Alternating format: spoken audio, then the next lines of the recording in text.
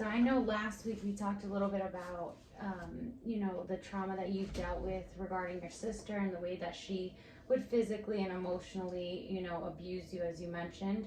How are you feeling regarding that right now? I'm feeling okay. It's just sometimes I get those thoughts of when my sister used to abuse me, and it just gets to me emotionally. It gets in my head sometimes, Yeah. so it's hard to deal with a lot of the times. Yeah. And have you talked to her, reached out to her at all? No, sometimes I only see her at the family gatherings, but we try to keep our distance. It's for the better. Yeah. How does that make you feel? It makes me feel a little anxious. Um, when I see her, I just think of the past traumas I've been dealt with. Um, I try to stay around the family when she's around, and so nothing happens and I don't get triggered or anything like that. Yeah. How would you want, like, what do you envision your relationship with her being like? Um, so I always wanted us to be good, to end up having a relationship, but it just never happened. So Yeah.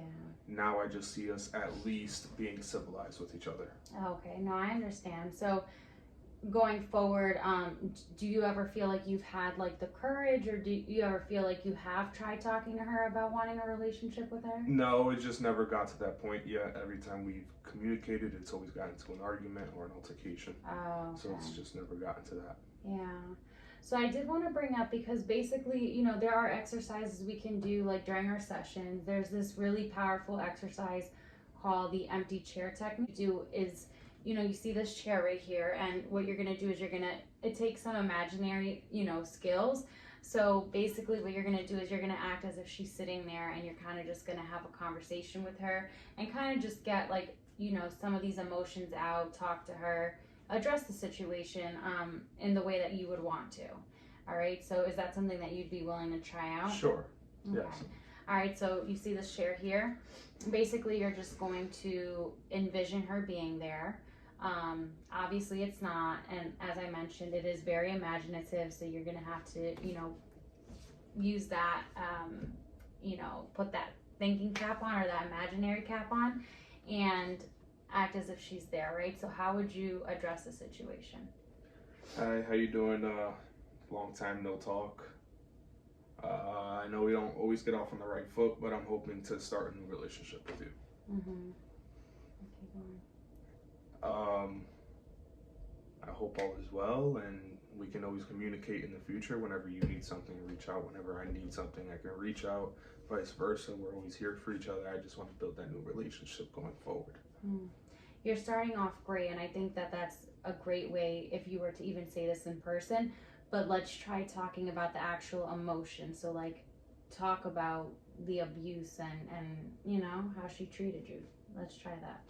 Yeah, no, when we were younger, I just didn't appreciate how you used to bully me, physically abuse me, sometimes, all the time emotionally abuse me, and mentally.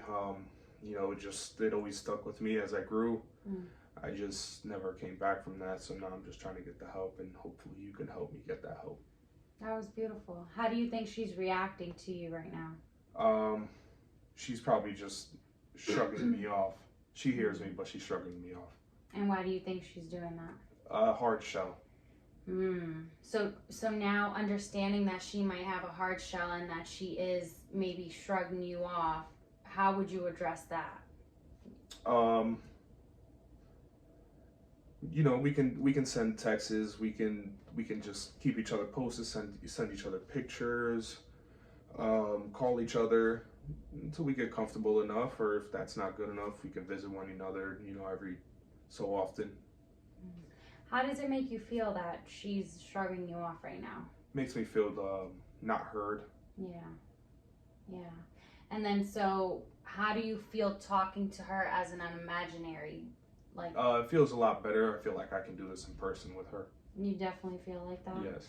So going forward, as I mentioned, before I even get into that, how do you feel about this whole empty chair technique? It's really helpful. I feel like it helps you get comfortable with the person that you're having trouble with, or any trauma you're having trouble with, to confront that. Okay, good. There is a lot of research that shows that it is a powerful technique, and it does help individuals basically get all that feeling out their chest. So with that being said, you know, just reflecting back on that, for our next session, what I want you to do is kind of just think about, you know, the conversation you had with this imaginary, you know, your sister, and we'll talk about it going forward, like how maybe eventually the goal is to talk to her in real life, you know, in reality. I agree. What do you think? I agree to that. Okay. I think it'll be helpful. All right, so we'll set something up for next week. Sounds good, Dr. Lopez. All right. All right.